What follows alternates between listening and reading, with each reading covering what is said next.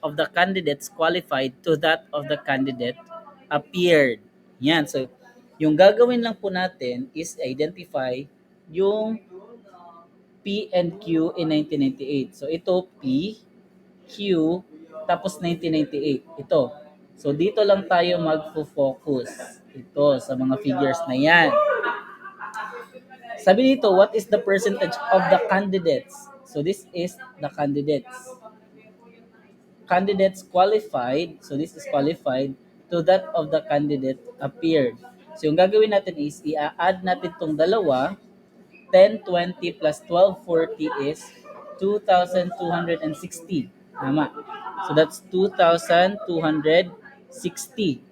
Again, what is the percentage of the candidates qualified to that of the candidate appeared? And also, ito and ito i-add natin. 8,800 plus 9,500. So, 8,800 plus 9,500 is 13, 18,300. So, 18,300. So, simplify lang natin yan. No? 2,260 divided by 18,300. So, yung gagawin natin actually, no, para, kasi medyo mahirap siyang i-divide, no? Pera na lang kung meron kang, kung genius ka na kaya mong i-calculate.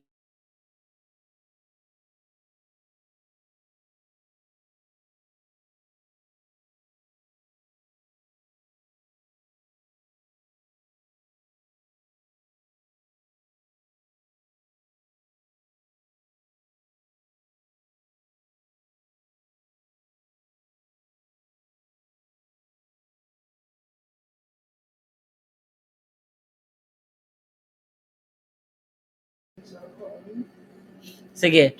Anyway, yan. So, here, no, 2,260 over 18,300. So, yung gagawin na lang natin is, yan, we will try to multiply this. Yung ano ba, tawag nito, try and error ka na lang.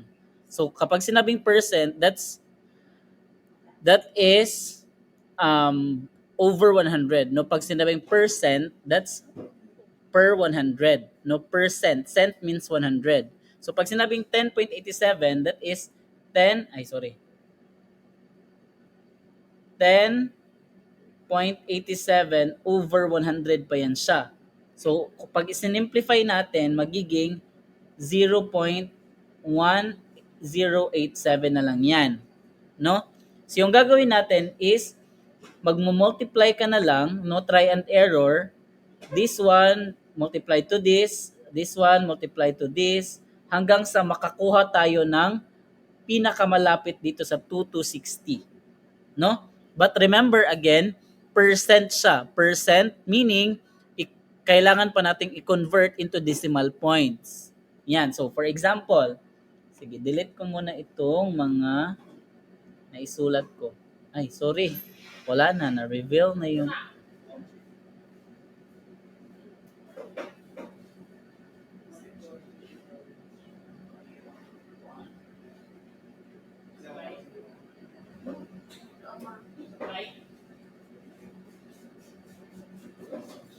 Nana si Wamching?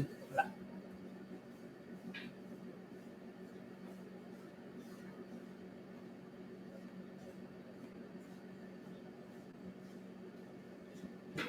Ay, naku.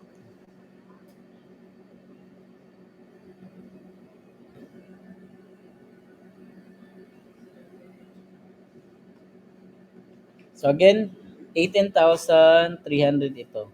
Yan, 18,300. Sige.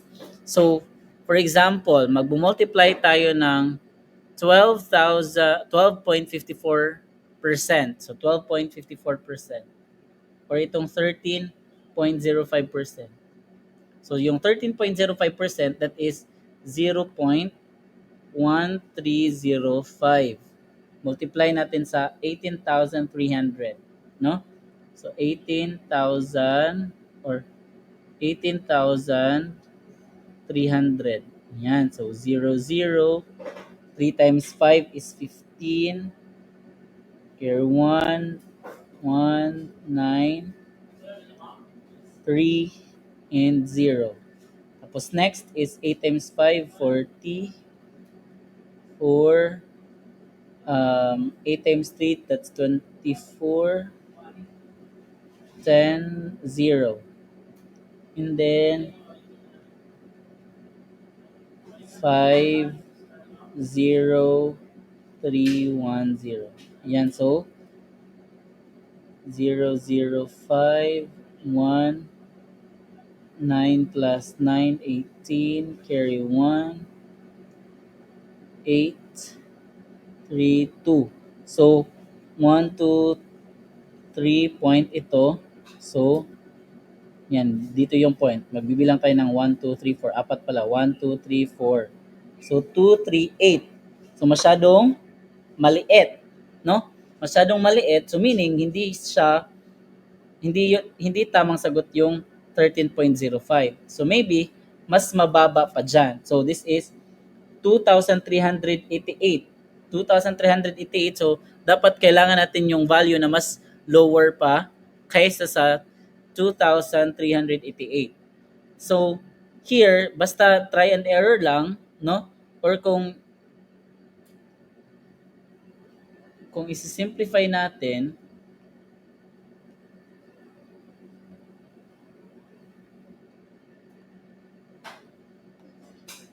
yan. So, 2,260 divided by 18,000. So, gagawin natin is tatanggalin natin yung dalawang zero.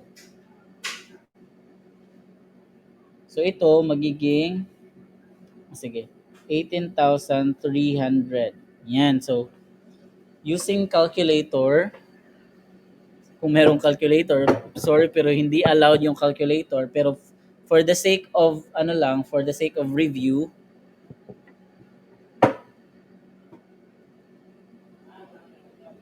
so the answer is 0.1235, pero since percentage yung hinahanap, kailangan pa natin siyang i-multiply to 100. So 0.1235 times 100, that is 12.35%. Yan po yung tamang sagot. Again, correct answer po ay number 3, 12.35%. Next, number 132. What is the percentage of candidates qualified from state N for all the years together over the candidates appeared from state N during all the years together? So, yung focus lang natin ay ito. Ito lang. No? Kay N, all throughout the years. So, i-add natin yung number of qualified. Yan, qualified. I-add natin. So, 840 plus 1050 plus 920, 980, and 1020. So 0, 9, 10, 11, 12 plus 9, 21, 10, 19 plus 9, 19 plus 9 is 28. 2, 4. So 4,810. So meron tayong 4,810 na qualified. Next naman ay itong mga, yan naman yung i-add natin, no? So we have 7,500 plus 9,200 plus 8,450 plus 9,200 again plus 8,800. Yan, so 0, 5, and then 5, 6, 7 plus 4, 11 plus 2, 13 plus 8, 21, 2, 7, 8, 9, 18 plus 8, 26 plus 9, 35 plus 8, 43. So we have 43150. 43150. Yan. So kapag dinivide natin yan, no? Again, kailangan yung manumanuhin yung pagde-divide or pagka-calculate kasi bawal po yung calculator pagdating sa exam. So, mag-pray na lang kayo na kakaunti yung lalabas na ganitong ah kakaunti yung lalabas na ganitong type of question pagdating sa civil service exam. And also, para sure, pwede nyo ring i-memorize yung question at saka yung sagot, no? Kapag feel niyo na the same yung mga data, tapos the same yung question and the same yung options, memorize na lang yung tamang sagot, no? Kapag hindi talaga kayang mag-calculate. So, 4810 divided by 43150, that is times 100, that is 11.15%.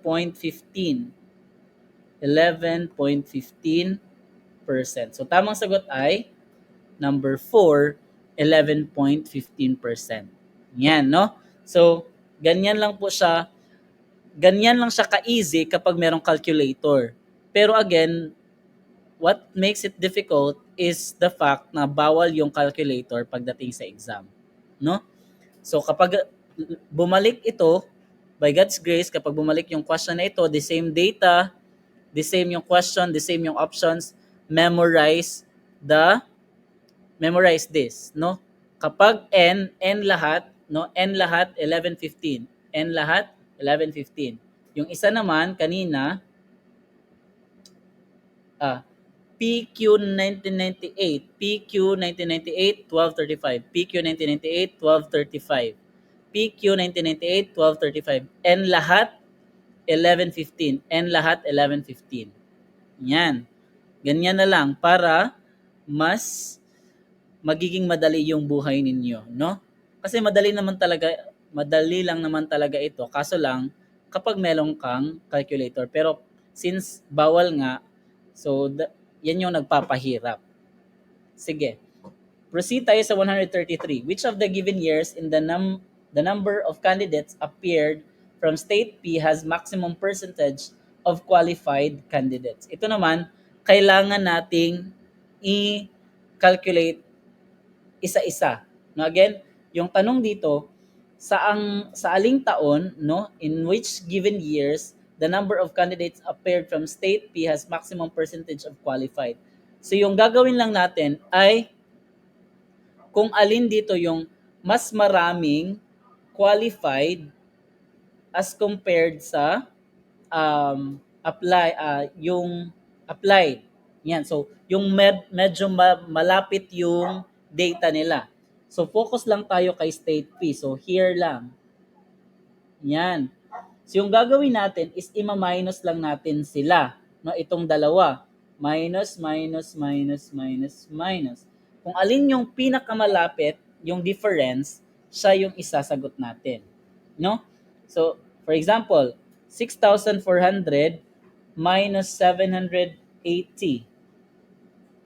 Yan. So, minus 780.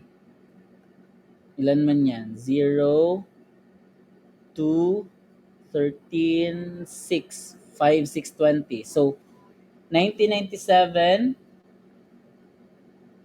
5, 620. Yan. Another, si 8,800 at saka 1020. 8,800 minus 1020. 1020. So, 0, 8, 7, 7. 7, 7, 80. 7, 7, 80 kay 1998. 1998. Kay 1999 tayo. 7,890. 7,800, 890. 0, 1, 7, 9. Yan. So, 6,910. Tama. 6,910. 6,910 for 1999. 2,000 naman. So, 2,000 ay 2,000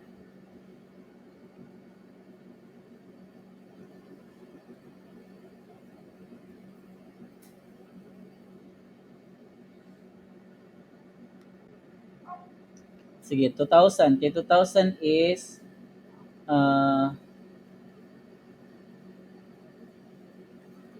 8,750. 8,750 minus 1010. 1010, 0, 4, 7, at saka 7. So, 7,740. 7,740 kay 2,000. Siyempre, hindi natin isasagot si 2,002 kasi wala namang 2,002. 2,001 tayo. Kay 2,001 naman, we have 9,750. 9,750 uh, minus 1 to 50. 1 to 50.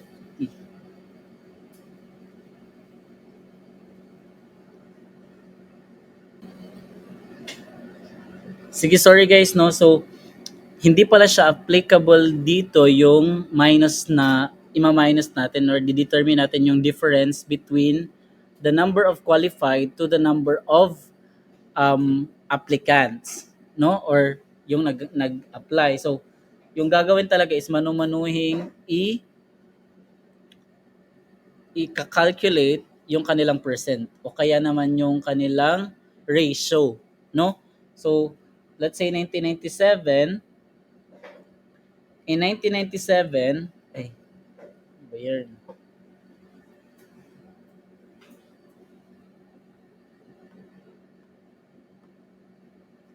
So, sa 1997, ang gagawin natin ay 780 divided by 6,400. So, that is actually 12.18 or 12.19%. Sa 1998 naman, ito rin, 1020 divided by 8,800. So that is result is 11.59. Sa 1999 naman, 890 divided by 7,800. So times 100, of course, because it is percentage. So 1159 and then 1141. 11.41. Sa 2001 naman, no?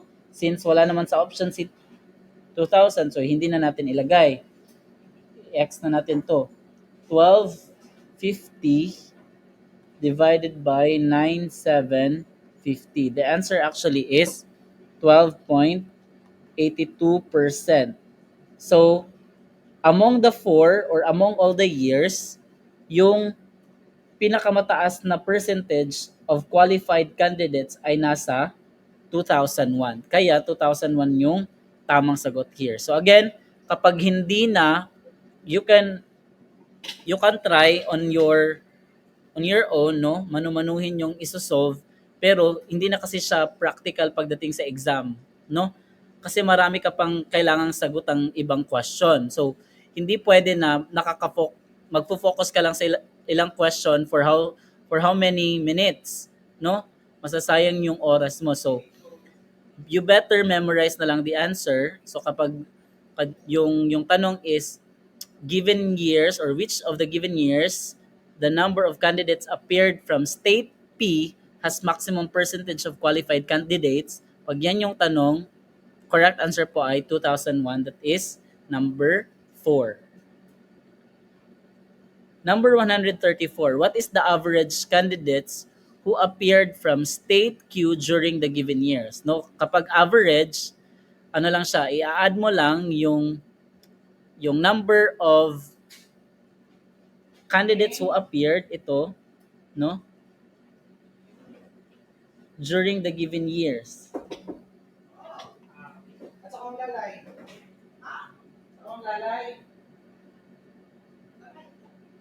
Yan, so state Q, dito lang tayo mag-focus. Yan, yung average lang ng mga candidates na nag-a-appear. So ito lang, i-add natin, yan, itong binulugan ko, i-add natin yan, tapos i-divide natin kung ilang years. Yan, kasi average yung hinahanap. So we have 8,100, 9,500. Pag ganitong question, madali lang. Pero yung kanina, yung mga percentage, medyo challenging yon. 8,700, 9,700, 8,950. Yan, so 0, 0, 1, 5, 6, 13, plus 7, 20. Ay, merong 5 pala dito. 6 plus 7, 13, 20, 29, 2, 10, 19 plus 8, 27 plus 9, 36 plus 36 plus 8, 44. So 4, 4, 50. 4, 4, 50 divided by 5. No? So we have 8, 40, 45, 9. 9 times 5 is 45. 0. So mag-a-add pa tayo ng dalawang 0. Sige nga.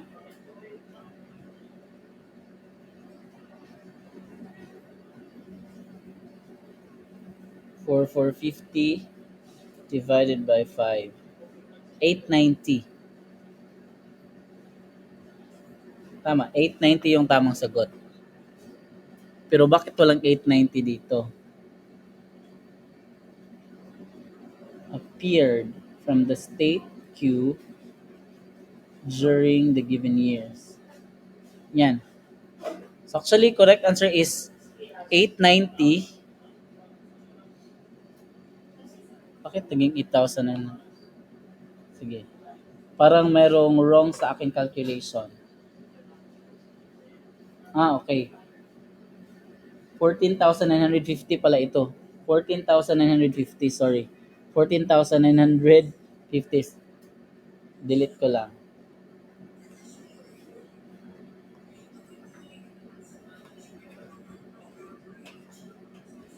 14,000 for 14,950. Ha? Bakit naging sige, wrong yung calculation ko. 5 6 7 yan 44 pala ito. 44 yan 44,950. Kaya pala divide 5. This is 8. 8 times 5 is 40. So that's 4, 49. 9. 9 times 5, 45.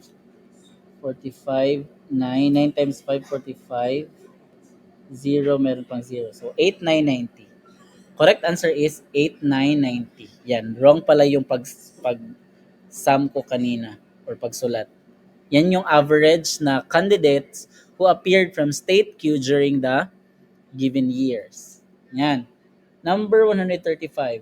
The percentage of total number of qualified candidates to the total number of appeared candidates among all the 5 states in 1995, in 1999 is, so ito naman, dito lang tayo mag-focus. Yan. So number of qualified candidates to the total number of appeared. So percentage na naman. So i-add muna natin ito, 850 plus 920 plus 890 plus 980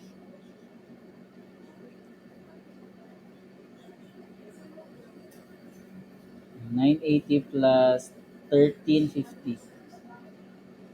Yan, so 0, 5, 7 plus 916 plus 824 plus 529. 10, 19 plus 827 plus 936 plus 339. So we have 4990.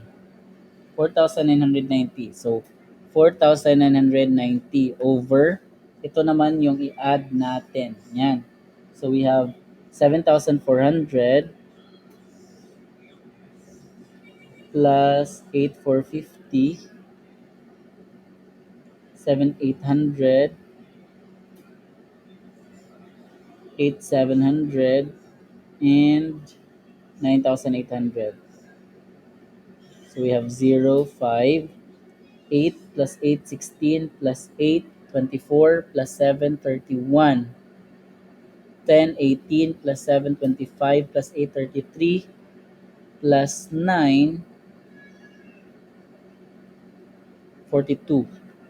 So 4 to 150. 4 to 150. Yan, so i-simplify nyo na naman, no? Divide 4,990 divided by 4 to 150. That is equal to times 100 kasi percentage yung hinahanap. 11.84. Yan, so 11.84, ito po yung tamang sagot. So kapag ang question ay appeared candidates among all the five states in 1999. Again, appeared candidates among all the five states in 1999. Correct answer ay 11.84%. Yan. Again ha, madali lang talaga siya kapag merong calculator. Pero since walang bawal yung calculator, so kailangan natin gumamit ng cycle for this review, tapos i-memorize nyo na lang yung sagot. No? If ever bumalik itong question na ito. At least alam nyo kung paano siya gawin. No? Number 136. Yan, ito medyo simple na lang ito.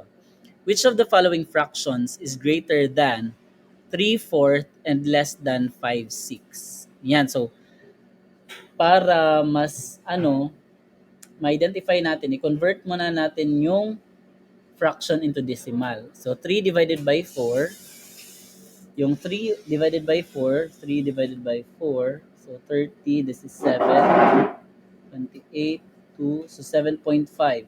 So this is 0.75, I mean, 0.75. Itong 5/6 naman, 5 divided by 6, 8. 8 times 6 is 48, 2,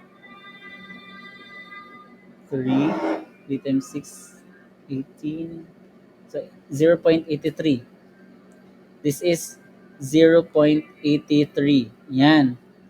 So, alin daw sa mga numbers or fractions below yung mas malaki pa sa 0.75 pero mas maliit sa 0.833. Yan. So, magta-trial and error lang po tayo. Pero, alam natin na itong 5/5, hindi na natin yung isagot kasi 5 divided by 5 is 1. Itong 9 divided by 5, that's 1 point something. Mas malaki siya kaysa sa 0.833. Ito ring 7/5 kasi more than 1 na yan sila. So, X na natin yung tatlo. So, itong dalawa na lang yung pagpipilian natin. So, we'll try 3 divided by 5. So, 3 divided by 5, this is 30, so 0.6.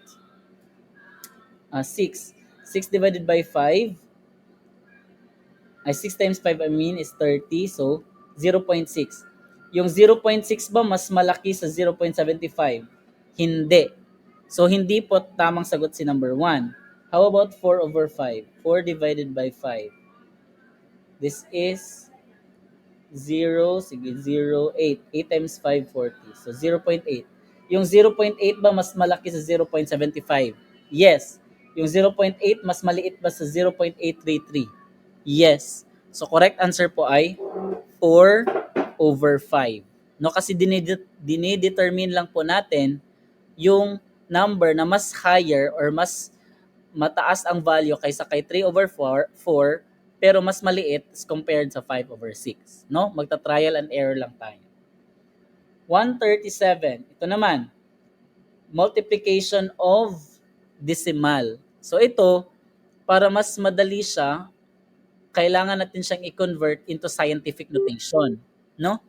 Sa pag-convert ng scientific notation, yung scientific notation kasi, this is an expression para ma-simplify natin yung mga numbers na masyadong marami. Yung numbers na masyadong maliit at saka masyadong malaki.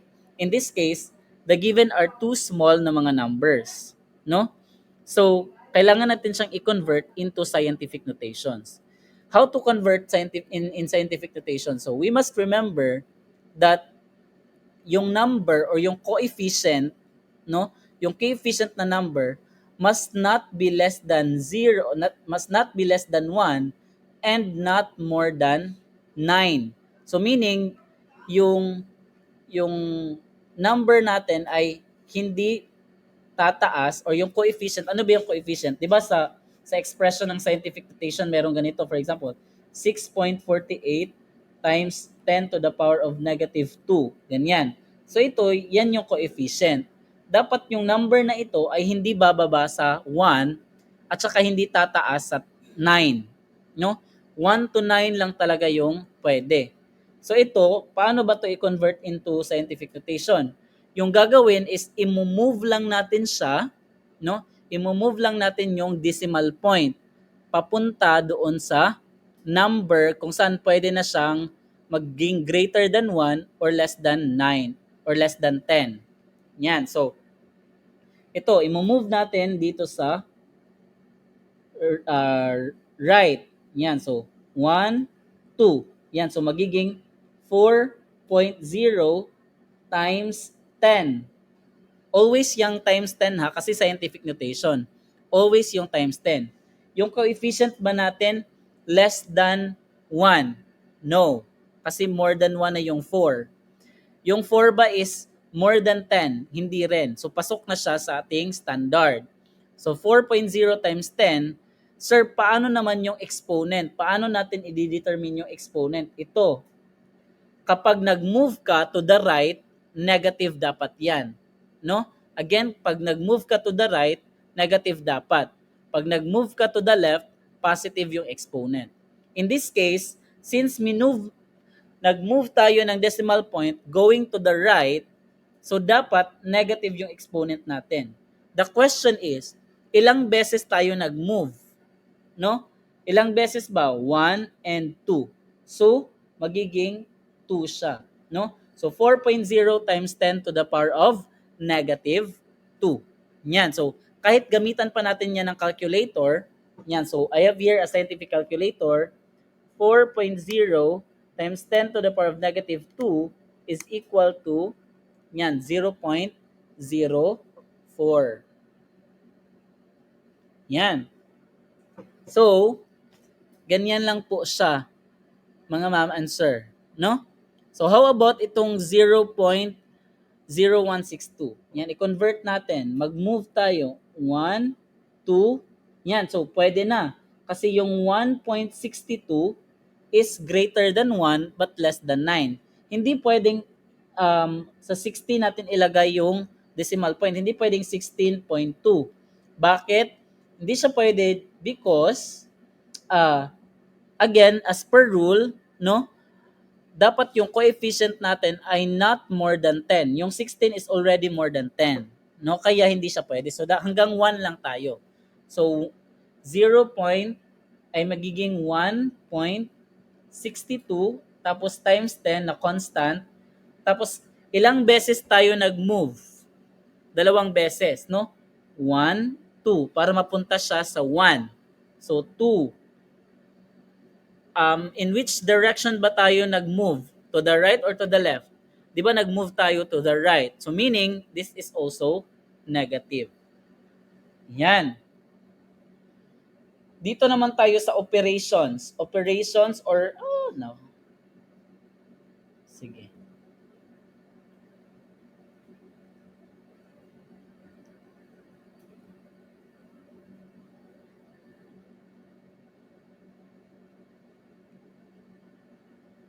Ay nako.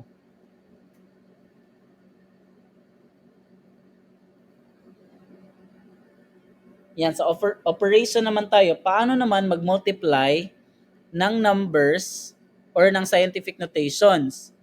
Yung gagawin lang natin ay i-multiply, nabuang. Sorry.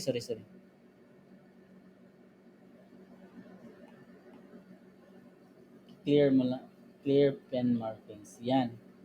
So here, again, this is 4.0 times 10 to the power of negative 2.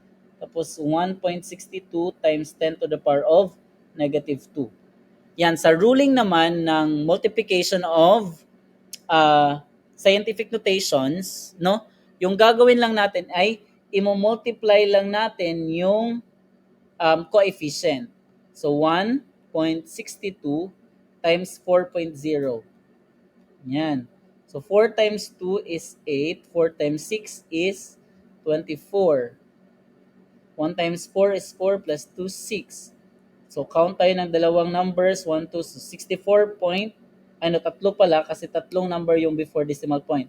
So 1, 2, 3, so this is 6.48. So 6.48 times 10. Sir, anong mangyayari sa mga exponent?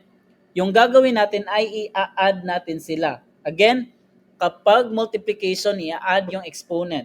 Negative 2 plus negative 2 ay negative 4. Again ha, negative 2 plus negative 2 is negative 4. So correct answer po natin ay 6.48 times 10 to the power of negative 4.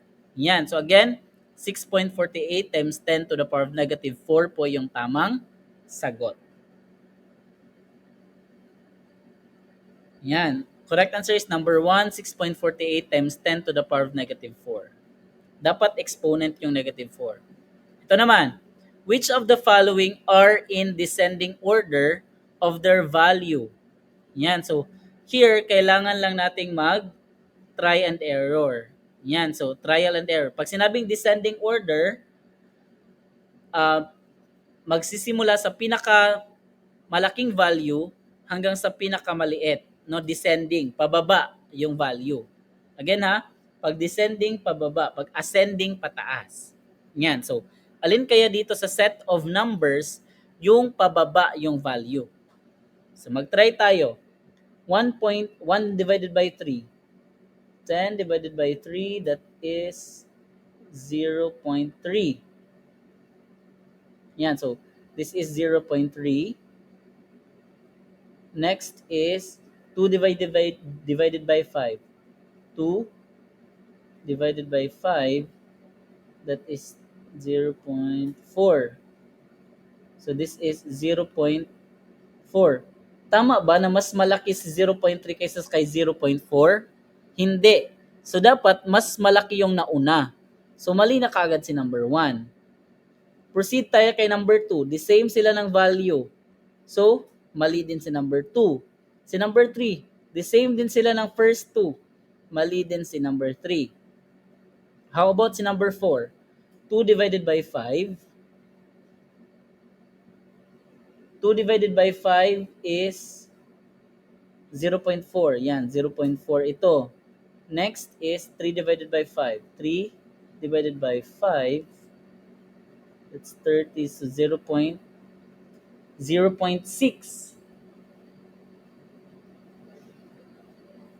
Yan, so 0.6. Mali din kaagad si number 4 kasi mas nauna itong 0.4. Dapat mauna itong 0.6. So mali si number 4. So obvious na kung ano yung natira, yan yung sagot. Oy, bakit ito yung sagot dito? Sige. Try natin ulit. Itong 3 over 5. 3 divided by 5, again, it's 0.6. 1 divided by 3 is 0.3. 4 divided by 7. Then ba itong 4 divided by 7?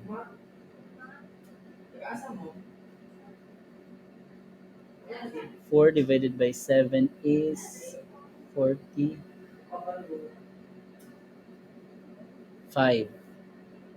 5 times 7, 35. 5, 9.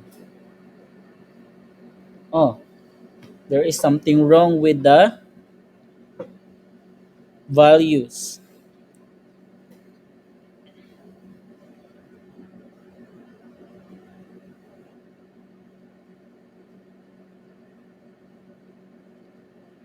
Kasi mali din si number.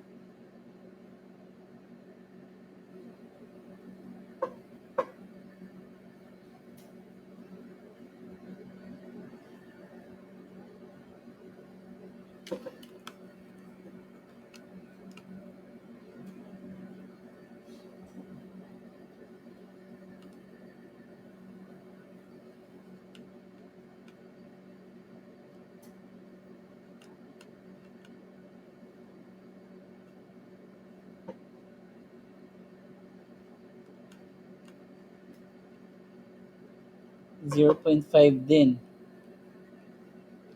So actually wala siyang tamang sagot, no?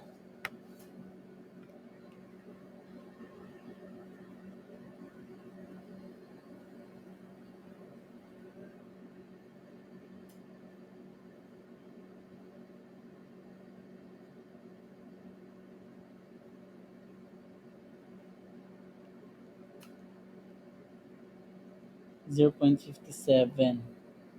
So mali na kaagad.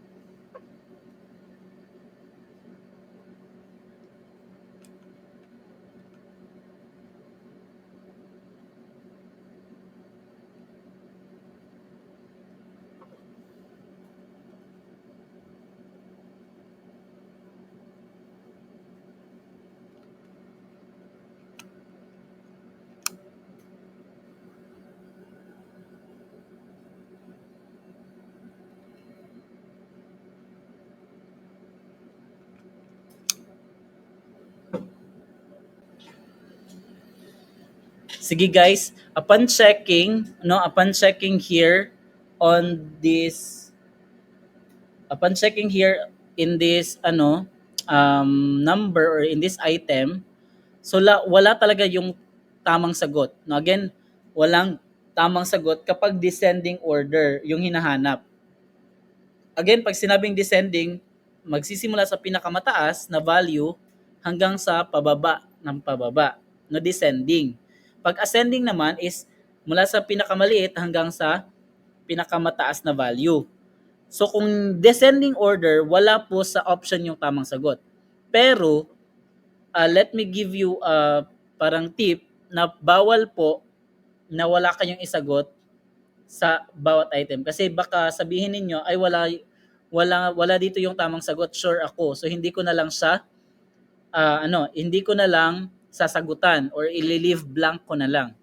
No, wag po, no, bawal po 'yon. Wag niyo i-leave blank yung isang item. No, dapat meron kayong sagot sa lahat ng tanong. So in this case, yung isasagot po natin ay itong si number 1. Itong number 1 po yung isasagot natin. Mali po si number 4 kasi random din yung kanyang random din yung kanyang order of the number. So here, bakit 1 yung isagot natin? Baka kasi ascending yung ibig sabihin dito. Kasi it's only number 1 yung ascending yung order or mula sa pinakababa hanggang sa pinakataas na value. So correct answer po or yung isasagot po natin sa item na ito ay itong number 1. Now again, number 1 po. Number 139. Find the average of all the numbers between 6 and 4 which are divisible by 5. So ano ba yung mga numbers na between 6 and 34 na madidivide by 5?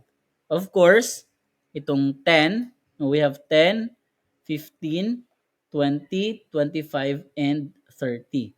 Yan, yung sabi dito is find the average.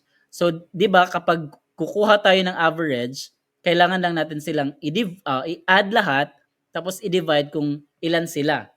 Yan. So here, i-add natin muna 10, 3, 4, 5, 6, 7, 8, 9, 10. So there are 10. So 100 divided by ilan man sila? 1, 2, 3, 4, 5. 5. That is 2. So meron tayong 20 na average. So correct answer po ay 220. Again, number 2 po yung tamang sagot, that's 20. Yan po yung average ng numbers divisible by 5 within or between 6 and 34. Yan. Number 140. The average of first 5 multiples of 3. Again ha, the average of first 5 multiple of 3 is. Yan, so first 5 lang na multiple of 3. Of course, yung multiple of 3 is 3, 6, 9, 12, and 15. Yan po yung first 5 na multiples of 3. So again, average din yung hinahanap. So kailangan lang nating i-add, then divided by kung ilan lahat sila, no? 3 plus 6 is 3 plus 6 is 9, plus 9, 18, plus 12 is 30, plus 15 is 45. So 45 divided by, ilan man sila? 1, 2, 3, 4, 5. 5. 45 divided by 5 is 9. 9 times 5 is 45. So correct answer po ay 9. That's number 2. Yan po yung tamang sagot. 141. In how many minutes will Summer cover a distance of 800 meters if he runs at speed of 10 kilometers per hour? Yan. So, ilang minuto daw makakover ni Summer yung distance na 800 meter kung tumatakbo siya sa speed na 10 kilometers per hour. Yan. So, yung gagawin lang natin, no, is i-convert natin itong 800 meters to kilometers. So, alam natin na sa 800 meters, so ganito lang yung conversion. So, 800 meters converted to kilometers. So, kaalam natin na sa isang kilometro, meron tayong 1,000 meters. Yan. So, cancel si meter, tapos simplify. 800 divided by 1,000 is 0.8 meters. Sa kilometer pala. 0.8 kilometers. Ngayon, para makuha natin yung distance is gagamitin natin yung kanyang rate or yung speed niya sa pagtakbo, which is 10 kilometers per hour. So, gagawin natin is 0.8 kilometers multiplied by, ibababa natin si 10 kilometer para makansil yung kilometer ni 0.8. So, 10 kilometers and 1 hour. So, cancel si kilometer. 0.8 divided by 10. Ilan man yan? 0.8 divided by 10 is, that's 0.08. 0.08 hour. Ngayon, titingnan natin yung 0.08 hour sa options. Wala sa options yung naka-express in hour. So, kailangan natin itong i-convert into minutes. So, alam natin na, 0.08 hour. Alam natin na in 1 hour, ilalagay natin yung hour dito sa baba para makancel. Sa 1 hour, meron tayong 60 minutes. Yan. So, cancel na yung hour. Proceed with multiplying 0.08 times 60. 0.08 times 60 is, answer is 4.8 minutes. Yan. Sir, walang 4.8 minutes pero merong 4 minutes. Yan. So, i-x na natin yung iba. So, dalawa na lang yung pagpipilian natin. Ilang seconds man yung 8.8 minutes in seconds, no? So, i-convert na naman natin yan. So, 0.8 minutes into seconds, no? So, alam natin na sa 1 minute, meron niyang 60 seconds. So, i-multiply natin yung 0.8 times 60, 0.8 times 60, that is 48 seconds. So, ibig sabihin, kayang takbuhin ni Summer yung 800 meter ng 4 minutes lang and 48 seconds. So, correct answer po ay number 2. 4 minutes and 48 seconds. Yan. Number 142. How long will a boy take to run round a square field of side 35 meters if he runs at the rate of 9 kilometers per hour? The same pa rin yung concept kanina. So, alam natin na, for example, ito yung field. Yan, a square field. Sa square field daw, meron siyang side na 35 meters. So, 35, 35, 35, and 35 meters. So, meron tayong apat na 35 meters. So, 35 times 4 is 140. No? So, meron tayong 140 meters. So, yung 140 meters, ilang oras lang yan tatakbuhin ng isang tao, no? 140 meters given na 9 kilometers per hour yung kanyang rate. Yan. So i-convert na naman natin ito into kilometers. So 140, sige. 140 meters times multiply natin sa kilometers. So alam natin na yung 1 kilometers meron tayong 1,000 meters. So cancel si meter. Ay, ano ba yan? Cancel si meters. 140 divided by 1,000 is 0.14 kilometers. Yan. So para makuha natin yung oras, 0.14 kilometers multiplied by this 1, yung kanyang rate. Ilalagay natin yung 9 kilometers sa baba para makancel yung kilometers. Tapos 1 hour sa taas. Yan. So 0.14 divided by 9. That is 0.015. 0.016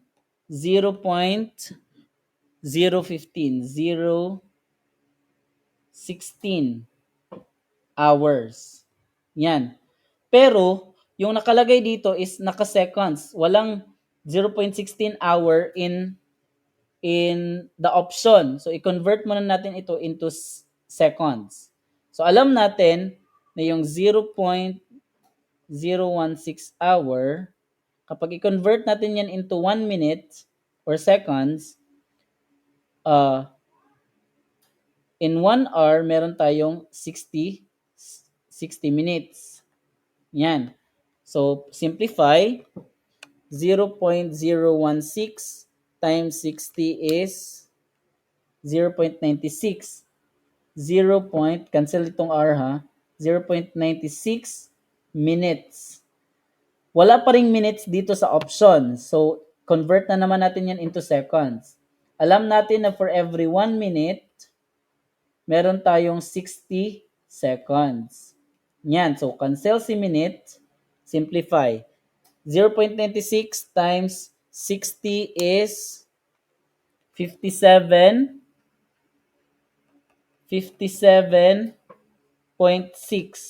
So, wala dito yung 57 pero mayroong pinakamalapit which is 56. So, yan po yung isasagot natin. Kasi 0.16 yung ginamit. Pero siguro kung 0.15 yan, so try natin 0.15 kasi ni-round off ko kasi. 0.015 times 60 is 90% lang. 90 lang ito. 90. So, 90 minutes, 0.90 times 60 seconds is, yan, 54 pala. Sorry, 54 pala yung 56 nga. 56. 0.155 times 60 is 9.3. Ay, no. 0.0155 times 60 is 0.93 times 60 ulit. That is 55. Yan. 55.8. 55.8 or 57.6. Pinakamalapit ay 56. Yan po yung tamang sagot. No? 56 seconds po yung tamang sagot. Sige. Number 143.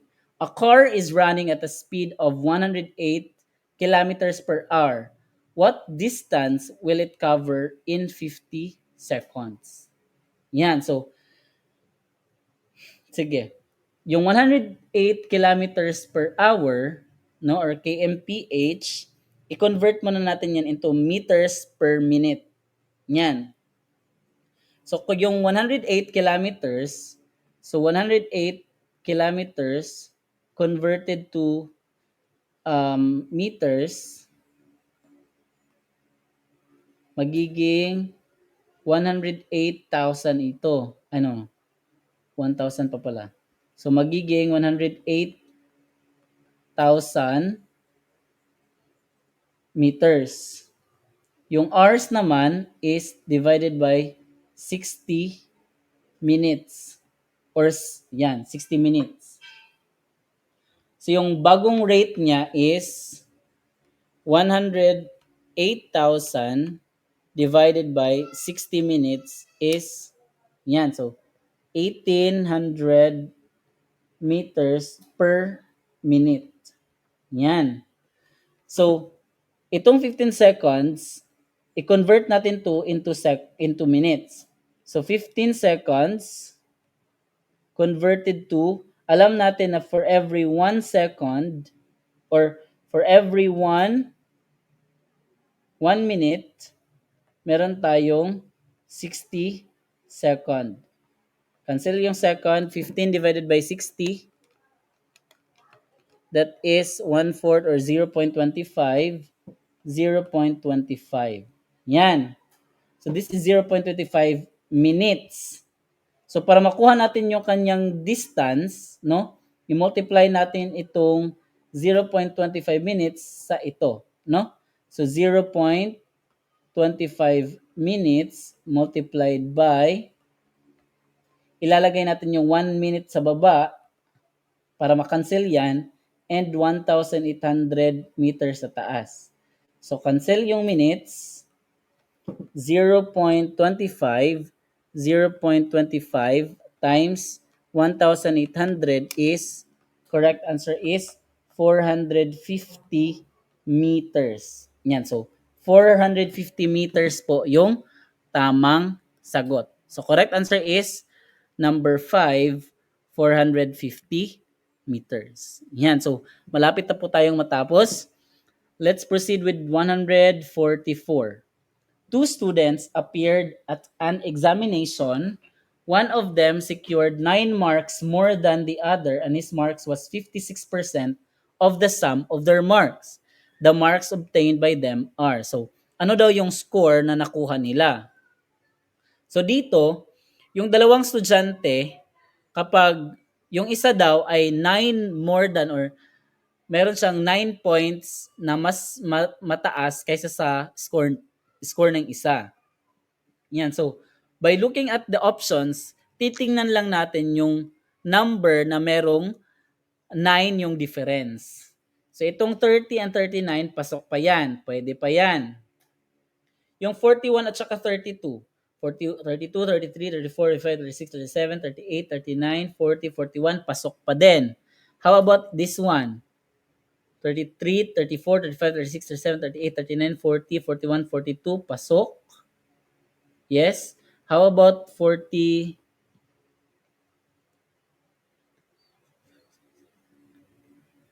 43 and 34. 34, 35, 36, 37, 38, 39, 40, 41, 42, 43. Pasok pa din. How about this one? 32. 33, 34, 35, 36, 37, 38, 39, 40, 41. So, dapat 41 lang ito. So, X na kagad si number 5. No, kasi itong apat, meron silang 9 na difference. Pero dapat 56% daw, yan. So, his mark was 56% of the sum of their marks.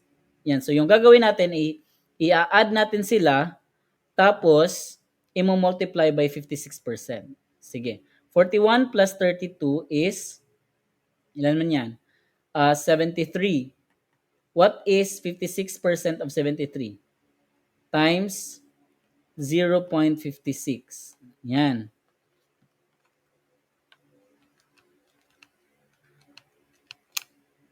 That is 40.88. 40.88. Meron bang 40.88 sa kanilang dalawa?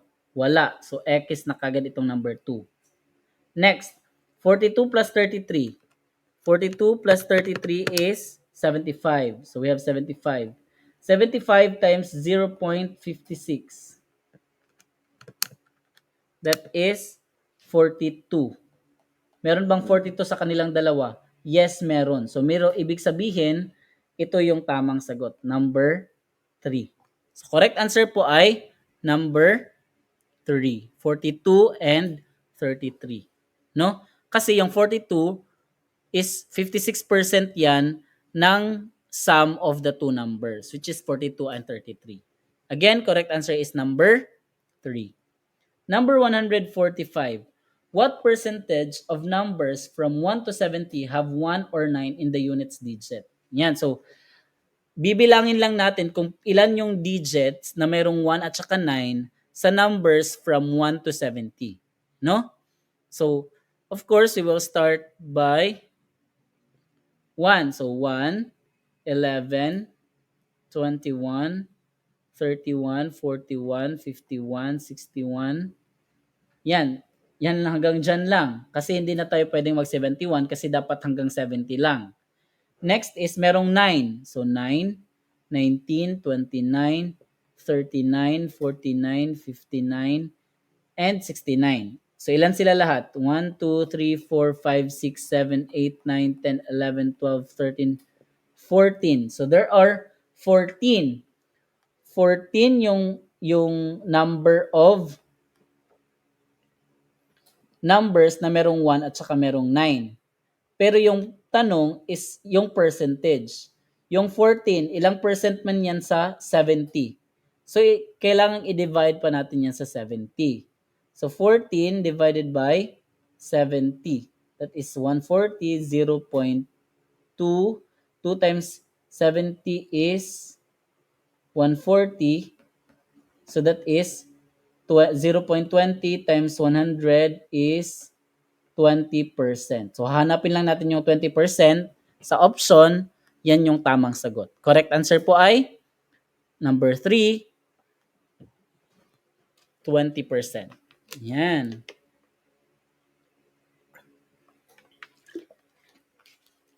Number 146. Ito. If 20% of A is equal to B, then B% of 20 is the same as, yan. So, here, yung 20% of A, or kung i-convert natin ito into decimal point or into fraction, di ba? 20% is 0.20. And 0.20 is just the same with 1 over 5. No? So 1/5 of A is equal to B. Yan. Then the next thing we're going to do is to find the B% of 20. Yan. Ilan ba yung B% of 20? Sige nga. Sige. So, B% of 20 is, yan ito, B% of 20 is equals to what? Yan yung hahanapin natin. Again, yung hinahanap natin is B% of 20 is the same as blank. Ganyan. So, alam natin na kapag sinabi natin percent, no, express natin ito siya, yung B% of 20, express natin into fraction. Alam natin na yung percent, ibig sabihin yan is 100. So, B over 100 of 20. So, B over 100. So, instead of B%, maging B100 of 20. Yan. So, yung bagong equation natin is B over 100 times 20. So, alam din natin na yung B is equal to 1/5A. So, isa-substitute natin yung 1/5A sa B. So, magiging 1/5 of A over 100 times 20. So, alam din natin na sa division of fraction, no, we only need to divide or get the reciprocal of the divisor, no? Or ibig sabihin, kabaliktaran ng divisor, in this case, 100. So, ano ba yung kabaliktaran ng 100? That is 1 over 100. Let's proceed with the rule of multiplication. So, 1 over 5 divided by 100, parang ganyan lang kasi yan. So, merong 1 yan dyan, so magiging 1 over 5 times 1 over 100. So, 1 over 500 na siya. No?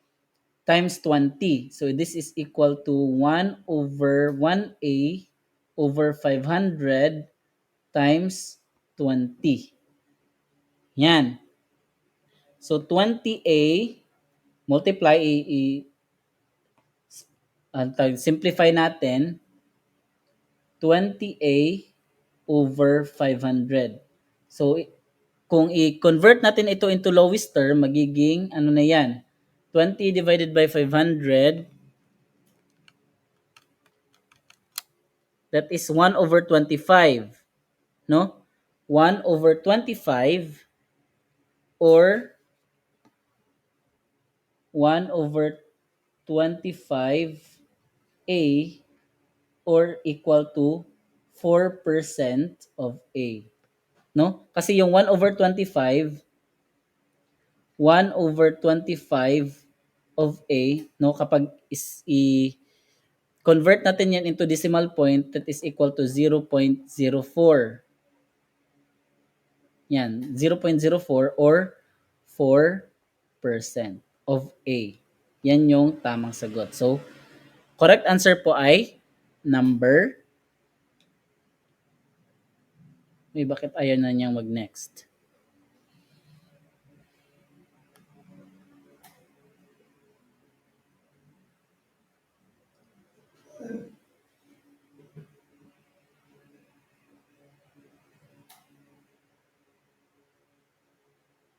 Number, saan na tayo?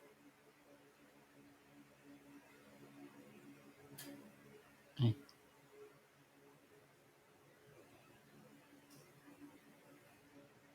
Again, the correct answer here is 4% of A. Yan po yung tamang sagot. Yan. Number 146. If A is X percent of Y and B is equal to Y percent of X, then which of the following is true? A is smaller than B, A is greater than B, relationship between A and B cannot be determined. If X is smaller than Y, then A is greater than B or none of these. So sa ganitong situation, mag-ano lang tayo, mag-substitute, no, ng value, kahit anong value. For as long as masatisfy niya yung equation, no? Let's say, yung A is equal to, ay,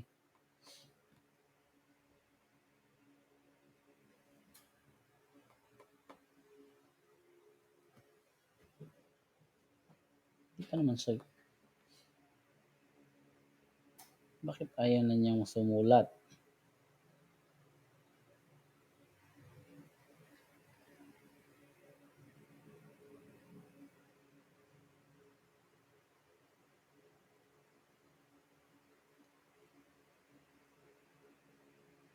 Yan. So,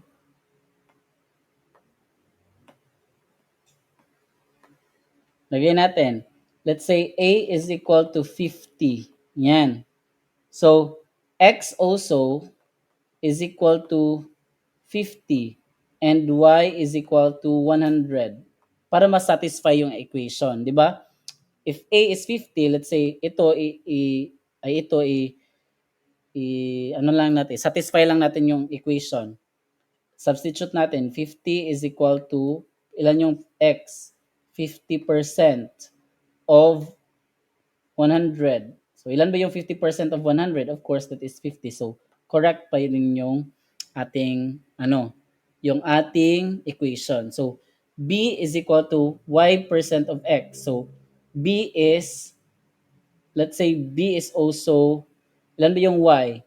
Y is 100. 100% of X. 100% of ilan yung X natin? 50. 100% of X is still 50. So, B is 50. Yan. So, ito yung value natin para isatisfy lang yung mga equations. Tama ba na si A is smaller than B? Tama ba na mas maliit si A as compared kay B?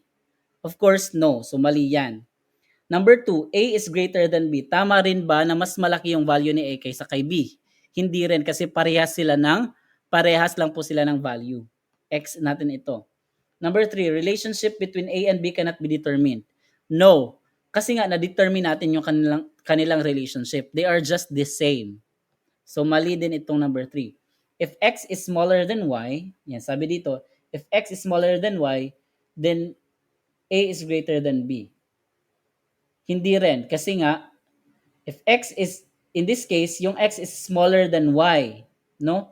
Pero the same pa rin yung value ng A at saka B. So mali din si number 4.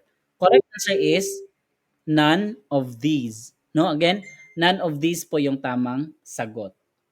148. Kakaunti na lang po, mga 20 questions.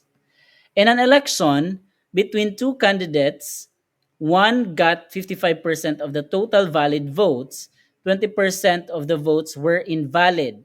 If the total number of votes was 7,500, the number of valid votes that other candidate got was. Yan. So, meron tayong 7,500 na number of votes.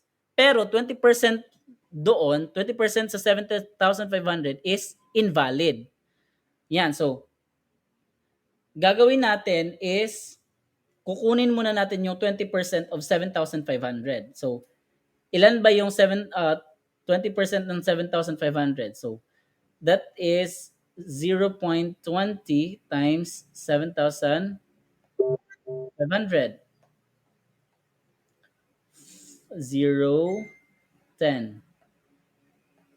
And then, 0, 14.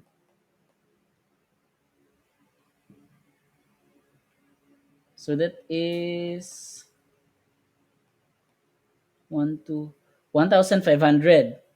So 1,500 po yung hindi valid. So meaning yung valid vote na lang ay ima-minus natin yung 1,500 sa 7,500. So 7,500 minus 1,500 is equal to 6,000. 6,000 na lang yung valid na vote. Again ha, 6,000 na lang yung valid na vote. Now, sa 6,000 na valid na vote, 55% yung nakuha ng isa. Yan, so 55%. So meaning yung 45% na remaining, yan yung nakuha ng isang candidate, no? So yung tanong, ilan daw yung nakuha ng isa pang kandidato? Ilang vote yung kanyang nakuha? So what is 45%? No, again ha, 55% yung nakuha ng isa. So basically, yung the rest is 45%. Ilan man yung 45% ng 6,000? So 45%, that is 0.45 times 6,000. 1, 2, 3, 6 times 5 is 30. 6 times 4, 24 plus 3 is 27. Magbibilang lang tayo ng dalawa, digit, 1, 2. So that is 2,700. Yan po yung bilang ng boto na napunta doon sa ibang candidate. So correct answer po ay number 1, 2,700. Yan. Number 149. Two numbers, A and B, are such that the sum of 5% of A and 4% of B is 2/3 of the sum of 6% of A and 8% of B. Yan. So, yung sum daw ng 5% of A, sige, 5% of A and 4% of B is equals to the 2/3 yan, of the sum of 6% of A plus 8% of B. Yan yung equation. Ilan daw yung ratio ng A and B? Yan. So, para maging fair,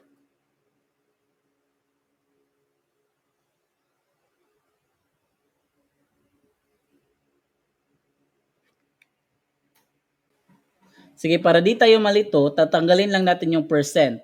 Yan, tanggalin muna natin pansamantala yung percent. Tanggal, tanggal, tanggal, tanggal. So, our new equation is 5A plus 4B is equal to 2/3 of 6A plus 8B.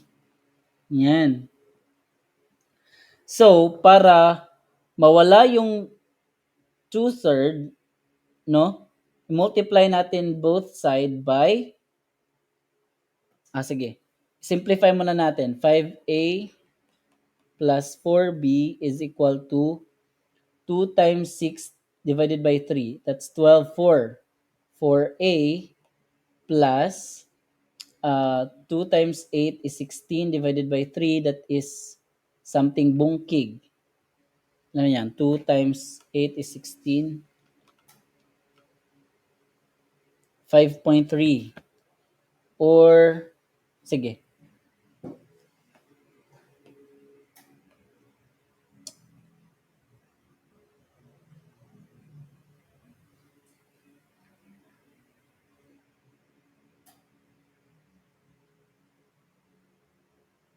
Yan. So, ang mangyayari,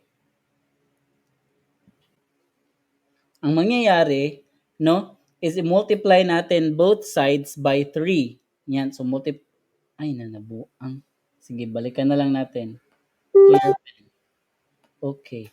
So, here, again, yung equation is 5% of A plus 4% of B is equal to 2/3 of 6% of A plus 8% of B. Yan. So, ang mangyayari, mag-multiply tayo ng 3 para ma-eliminate natin yung denominators. 3 both side. No property of equality. Kung ano yung ginawa natin sa kabila, gagawin din natin doon sa kabilang side. So, makakancel itong 3. So, 3 times 5 is 15A plus, no, i-distribute natin, 3 times 4 is 12B is equal to 2 times 6 is 12A plus 16B. Ayan. So, 15A plus 12B is equal to 12A plus 16. Yung next na gagawin is i-combine yung like term, of course. So, 15A, i-transfer natin yung isa. Actually, it's not transfer, pero yan yung nakasanayan natin. So, since positive ito, magiging negative na yan pagdating sa kabila. So, 15 minus 12A is equal to 16B minus ito, ita-transfer natin sa kabila, magiging minus na, minus 12B. So, 15A minus 12A is equals to 3A. Tapos, 16B minus 12B is 16 plus 16 minus 12 is 4. So, 4B. Yan yung ratio nila. 3 is to 4. No? 3A is to 4B. Yan. So, correct answer po ay number. Yan. So, bakit naging baliktad sila? Kasi nga, ratio. So, ito, 3A, which means magpalit sila ng pwesto. Or let's say, kung kukunin natin yung ratio ni B, so magiging over 4B lang yan siya, or 3A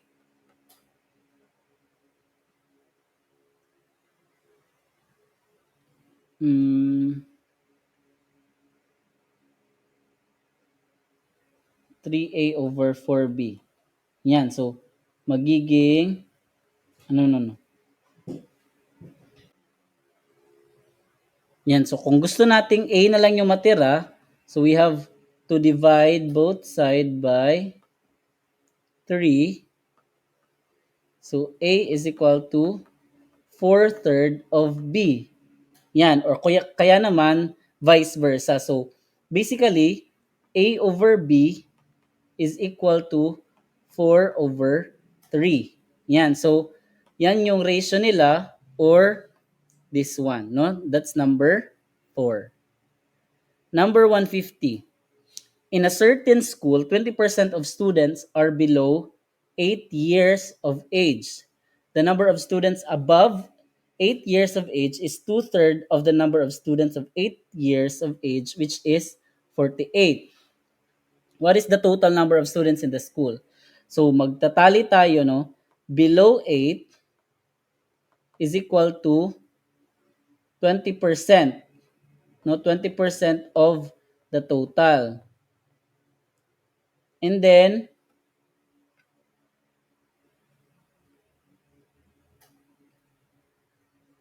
this is below 8 or 8 below. 8 above naman is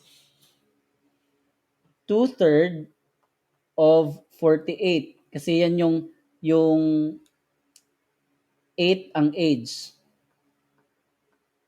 That is 48. Yan. So, yung tanong is what is the total number of students in the school? So, yung gagawin natin is i-identify muna natin kung ilan yung 2/3 ng 48. So, 2/3 of 48 is, multiply lang natin, 2 times 48, that is 96 divided by 3. This is 96 divided by 3 is equal to 32. That's 32. Yan. So, meaning this is equal to 32. So, alam na natin na yung 8 above na ang edad, merong 32 ka students na 8 and above yung kanilang edad. So, we have 32 plus 48 is, ilan man yan?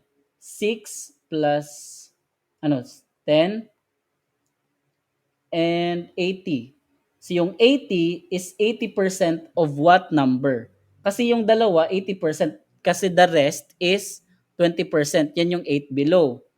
So, 80% of x is equal to 80. Yan. So, para x na lang yung matira dito sa kabila, 80% divide both side by 80%. So, ilan man yan? 80 divided by 80% or 0.08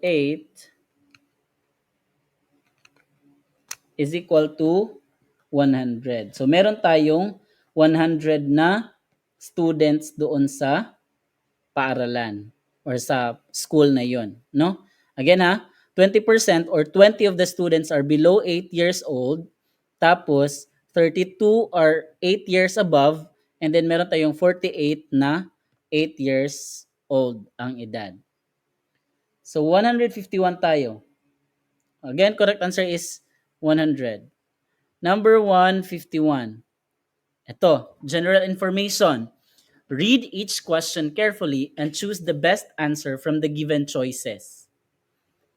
This section may include questions about Philippine history, government, current events, geography, laws, values, and general knowledge. Yan. So, first question in the general information is, what are the three main branches of the government of the Philippines? Yan. So, 1, Senate, Supreme Court, Congress.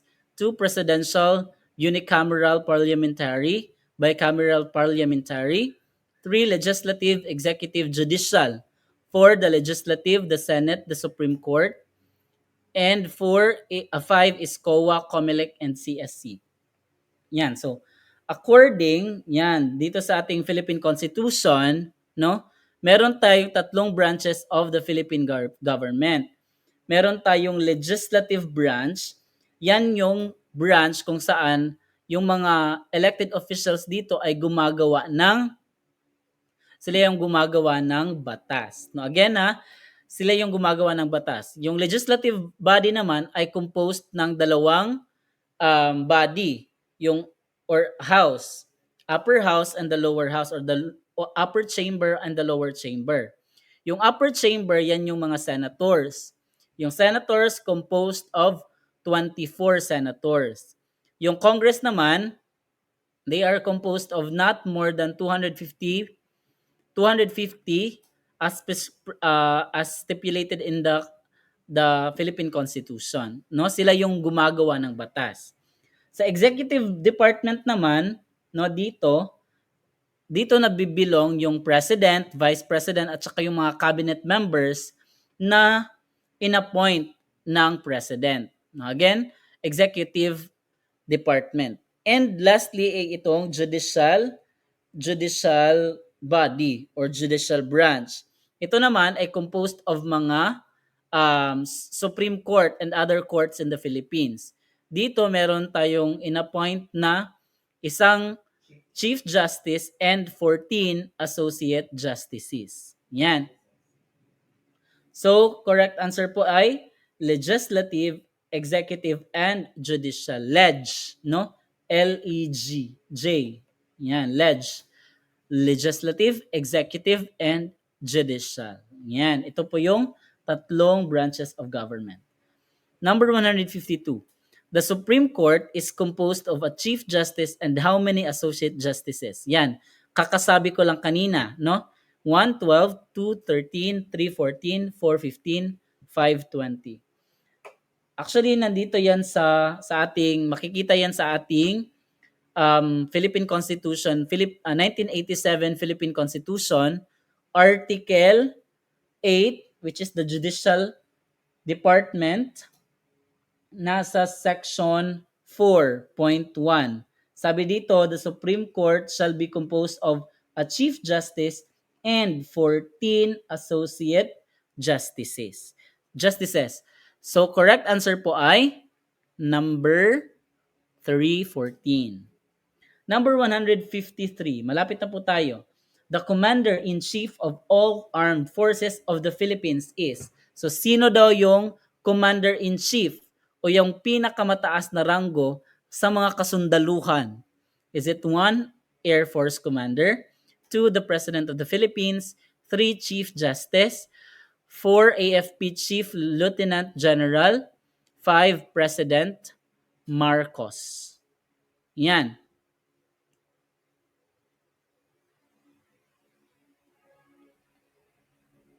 So dito, as stated in the Article 7, which is the Executive Department, sabi dito sa Section 18, the President shall be the Commander-in-Chief of all armed forces of the Philippines, and whenever it becomes necessary, he may call out such armed forces to prevent or suppress lawless violence, invasion, or rebellion. Yan po yung sinabi. Sir, bakit mali po si Marcos? 'Di ba pwede naman po si Marcos yung ilagay? Yes, pwedeng si Marcos kasi siya yung kasalukuyang president ng Philippines ngayon. Pero dapat naka-specify dito na President Ferdinand Bongbong Marcos Jr. No? Kasi meron na tayong dalawang Marcos na nagdaan as President of the Philippines. So, dapat naka-specify dito yung President Ferdinand Bongbong Marcos Jr. No? So para sure tayo, yung isasagot natin ay the President of the Philippines. Yan yung tamang sagot. 154. The executive power shall be vested in the 1. The President of the Philippines, 2. House of Representatives, 3. The Supreme Court, 4. The Congress, 5. The Barangay Chairman. Dito, makikita din natin yan sa Article 7 of the Executive Department or of the Philippine Constitution, Section 1. The executive power shall be vested in the President of the Philippines. So correct answer po ay number 1, the President of the Philippines. Number 155. 15 questions to go. The legislative power shall be vested in the blank, which shall consist of the Senate and House of Representatives. Ito din, nakastipulate din doon sa ating 1987 Constitution, sa Legislative Department. Sabi dito, the legislative power shall be vested in the Congress of the Philippines. Yan, which shall consist of Senate and House of Representatives. So meaning, our correct answer po ay Congress of the Philippines. Again ha, yung Congress of the Philippines that is divided into upper and lower houses. No, yung upper house or upper chamber, yan yung Senate President, Senate or Senate, upper house. Yung lower house naman ay yung Congress or House of Representatives. Number 156. The Senate shall be composed of how many senators? Yan. So, ilang senators ba meron sa Senado? According sa ating Article 6 of the Philippine Constitution, Section 2, the Senate shall be composed of 24 senators. Again ha, 20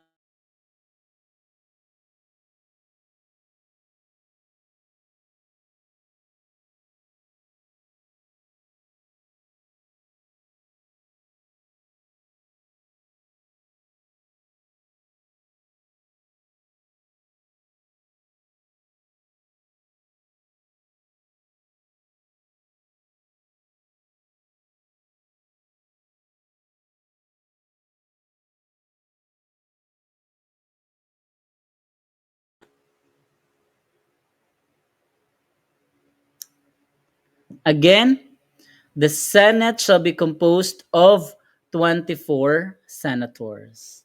Number 157. How long shall the term of office of the senators be commended? 1. 3 years. 2. 4 years. 3. 5 years.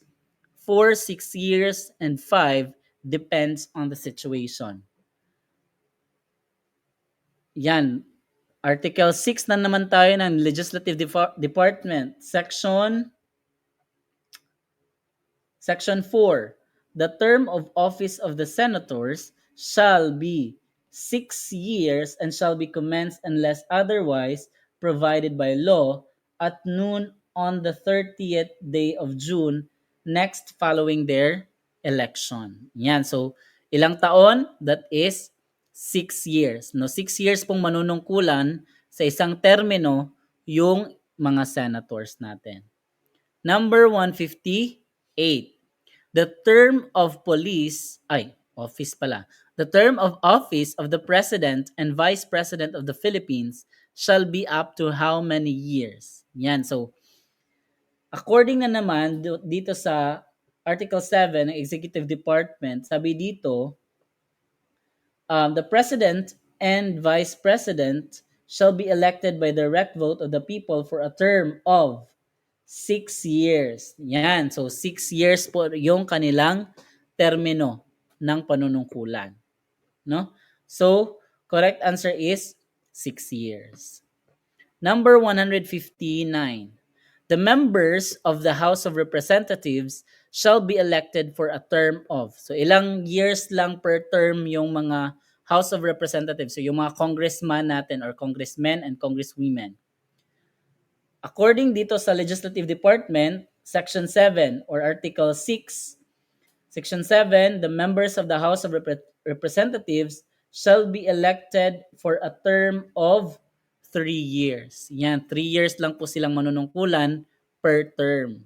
Yan, so correct answer po ay 3 years. That's number 1. Number 160. The following shall be exempted from taxation except. Yan. Alin ba dito yung hindi exempted sa taxation? Again ha, alin dito yung hindi exempted sa taxation?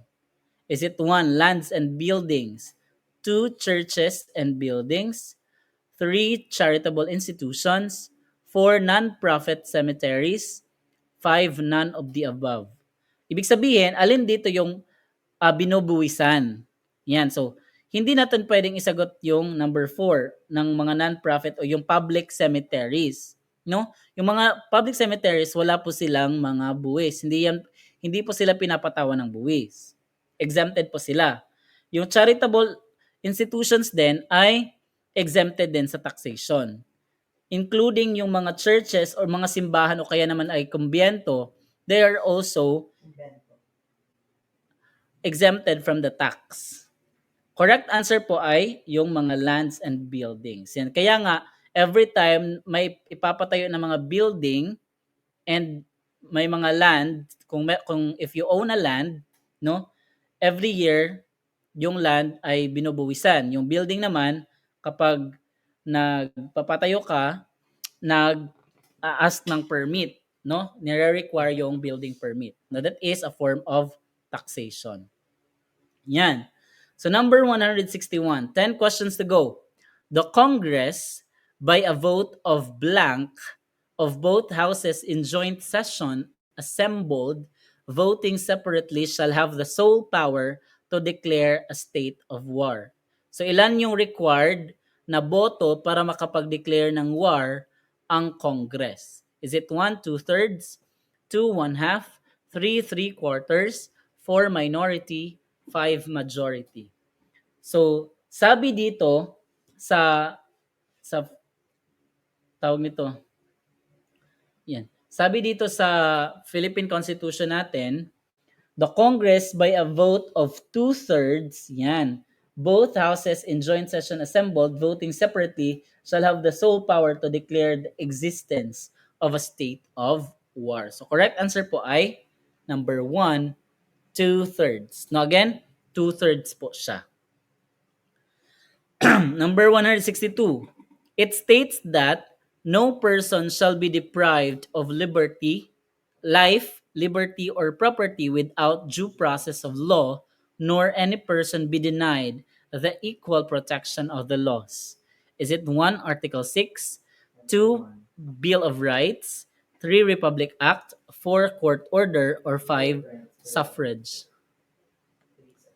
Correct answer is andito po siya sa yan. So these are the sections of the Philippine Constitution. Yung Article 1, National Territory; Article 2, Declaration of Principle and State Policies; Article 3, Bill of Rights; 4, Citizenship; 5, Suffrage or the right to vote; 6, Legislative Department; 7, Executive Department; 8, Judicial Department; 9, Constitutional Commissions; 10, Local Government; 11, accountability to public officers; 7, national economy and patrimony; 13, social justice and human rights; 14, education, science and technology; arts, culture and sports; 15, the family; 16, general provisions; 17, amendments or revisions; 13 is transitory provisions. So according dito sa Bill of Rights, no, Section 1, no person shall be deprived of life, liberty, or property without due process of law, nor shall any person be denied the equal protection of the laws. So nandyan po yan sa Article 3, which is the Bill of Rights. So correct answer po ay number 2, Bill of Rights. Number 163. All of the following are true except no person shall be compelled to be a witness against himself. Number 2, no person shall be imprisoned for non-payment of debt or poll tax. 3, no ex post facto law or bill of attainder shall not be enacted. 4, no person shall be detained solely by reason of his political beliefs and aspirations. Nandun din po yan sa ating Article 3 Bill of Rights. Yan, sabi dito, no person shall be compelled to be a witness of against himself. So correct po itong number 1. Number 2 naman, ano ba yung number 2? No person shall be imprisoned for non-payment of debt. Yan, nandito din sa section 20. No person shall be imprisoned for debt or non-payment of a poll tax. How about itong number 4? No person shall be detained solely by reason of his political beliefs.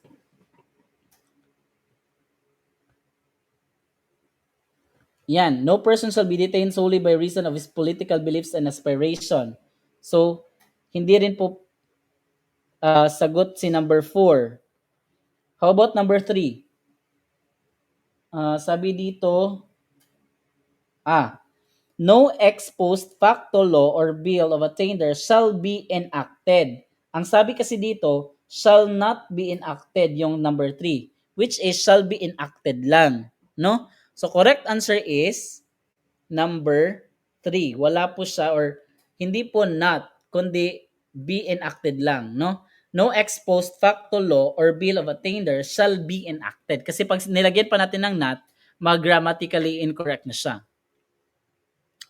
Number 164. The following are citizens of the Philippines except those fathers or mothers are citizens of the Philippines. 2. Those who are born before January 17, 1973 to Filipino. To Filipino mothers who elect Philippine citizenship upon reaching the age of majority. Number 3. Those who are naturalized citizens of the Philippines in accordance with the law. 4, all of the above is true. 5, none of these were true. Nandito din po yan sa Article 4, which is citizenship. Na-mention ba doon yung whose fathers and mothers are citizens of the Philippines? Yes, meron. How about those who were born? Yan, na-mention din po ito. Mothers who elect Philippine citizenship upon reaching the age of majority. Majority. Meron din yung those who are naturalized in accordance with law. Meron din dito sinabi na natural born, correct yung 1, correct yung 2, correct yung 3. So yung tamang sagot ay number 4, all of the above. Kasi lahat naman yun na mention ng doon sa Article 4, which is citizenship of the Philippine Constitution. Number 165, it is the right and obligation of all citizens who are at least 18 years of age and qualified by law to vote in the election of national and local officials of the government without literacy, property, or other substantive requirement. So, ibig sabihin, ito yung karapatang bumoto. Yan. So, nakastipulate din yan doon sa Constitution. Nakaseparate yan doon sa Article 5, which is suffrage, Section 1. No? Title niya is suffrage. Correct answer po ay number 1, suffrage. 166. The three inherent powers of the states are the following, except, ano yung inherent power ng state? Merong tatlo. Alin dito yung hindi kabilang? 1. Police power. 2. Power of eminent domain. 3. Power of taxation. Or 4. Power to impeach. Or 5. None of the above. Correct answer po dito ay hindi po kabilang yung power to impeach. So, i-discuss natin yung tatlong inherent powers ng state. Pag sinabing police power, ito yung power ng power ng state na um, uh, kumbaga kukunin yung karapatan mo para sa kapayapaan ng lahat. No, for example, you own a car, no? For example, you own a car. And then since car mo naman 'yon and karapatan mo na magmaneho ng car, pero hindi ibig sabihin na meron kang car, sa'yo 'yan, ay pwede ka nang magmaneho ng lagpas sa speed limit, no? Hindi, that is beyond your right. Yan yung police power, no? Pwede kang hulihin dahil sa paglabag mo sa speed limit. Kahit nasabihin mo pa na karapatan mong mag-drive ng iyong sasakyan dahil sasakyan mo yan and pagmamayari mo yan, no? Ganyan. So yung power of eminent domain naman ay may kakayahan yung gobyerno natin na kukunin yung ari-arian o yung lupain with just compensation, no? Bayad dapat para sa, for example, yung mga development project ng gobyerno. For example, merong ginawang farm to market road. Tapos isa yung inyong lupain na masasagasaan ng gagawing daan. So hindi ka pwedeng magreklamo na masisira yung mga yung farm mo kasi ano yan, power yan ng government or power yan ng state na kukunin yung land mo pero babayaran ka. Yan. Yung power of taxation naman, ito yung power ng state na mag-demand ng tax from the people para sa para gagana yung mga service. For example, nagtatrabaho ka, 'di ba? Syempre, hihingan ka ng tax. Yung tax na makokolekta sa iyo ay gagamitin pang develop, no? Pang project o kaya naman pang sweldo sa mga government officials, yung iba kinokorakot na. Chares. Yan. So, ang hindi po kasali ay yung power to impeach. Yan. Number 167, it is the power of the state to promote the public welfare by restraining the use of both liberty, yan, and property of all people. Yan yung sinabi ko kanina na kahit na sabihin mo na property ko to, this is my right, so wala akong pakialam kung anong gagawin nyo, basta wag nyo rin akong pakialaman. Hindi yan pwedeng ganyan. Kasi again, yung state merong karapatan na i-restrain ka when, yes, pag nakakadisturbo ka na or kapag nagiging threat na siya sa welfare ng karamihan. Yan. So, correct answer po dito ay yung police tower. Number 167. The following are members of the constitutional commissions. Yan. So, doon sa sa Philippine Constitution, nag-create din ng mga commissions. Alin dito yung hindi kasali? 1. Commission on Civil Rights. 2. Commission on Elections. 3. Civil Service Commissions. 4. Commission on Audit. 5. None of the above. Actually, meron itong COA. Di ba? Merong COA, Commission on Audit. Ibig sabihin, yung COA ay ginawa ng Constitution. Ginawa under Constitution. Yung civil service naman, ginawa din siya under our Constitution and yung Commission on Election. Yung hindi po ginawa under Philippine Constitution, 1987 Constitution ay itong Commission on Civil Rights. Wala po ito doon sa 1987 Constitution. So yan po yung isasagot natin.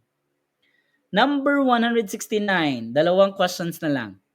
The following are the duties and responsibilities of public officials and employees except. Yan. So, actually, nandun din siya sa Philippine Constitution. No? Yung duties and responsibilities of public officials and employees. 1. Act promptly on letters, inquiries, and calls for any other form of communication sent by the public. Yan. So, this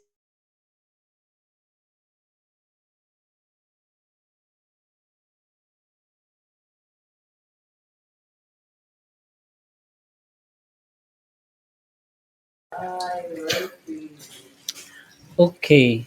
So again, the following are the duties and responsibilities of public officials and employees except. So halin dito sa mga options ang hindi kabilang sa trabaho and responsibilities ng isang public officials. Hindi natin isasagot si number 1 because trabaho naman talaga ng public officials ang mag-act promptly on letters, inquiries, and calls for any other form of communication sent by the public. This is also verbatim na nakalagay doon sa ating Philippine Constitution. And also, hindi rin natin ilalagay si number 4 or isasagot si number 2, submit performance reports of the agency or office regularly. Kasi trabaho din po yan ng isang public officials. Yung number 3 is hindi siya trabaho ng public officials. No, accept gifts from the public upon prioritizing their queries. Kaya nga, mostly ng mga public offices in the Philippines may nakalagay, we do not accept gifts. Kasi, posible kasi na yung gifts magiging reason siya para i-priority yung request ng isang client. No? So, that's why hindi siya pwede, no, yung pag-accept ng gifts or pagtanggap ng mga regalo sa mga tao, especially yung mga nagre-request ng mga queries. So, correct answer po natin ay number 3. Yan. So, last item po tayo, number 170. It is the law in the Philippines that aims to address legal issues concerning online interactions. Huh? Kaya nga day. Ayaw sa kailas naman good. It is the law in the Philippines that aims to address legal issues concerning online interactions and harmful internet behavior. Is it 1. Cyber squatting, 2. Cybercrime Act, 3. Cybercrime Prevention Act, 4. Cyber Identity Theft Act, 5. None of the above. Correct answer po natin dito ay yan. So, this is a Republic Act number 10175 of 2012, no? The act shall be known as the Cybercrime Prevention Act of 2012. So, ito yung titukoy sa question kung saan nag-a-address ng mga issues concerning the online interactions and harmful internet behaviors. Again, the correct answer po ay number 3.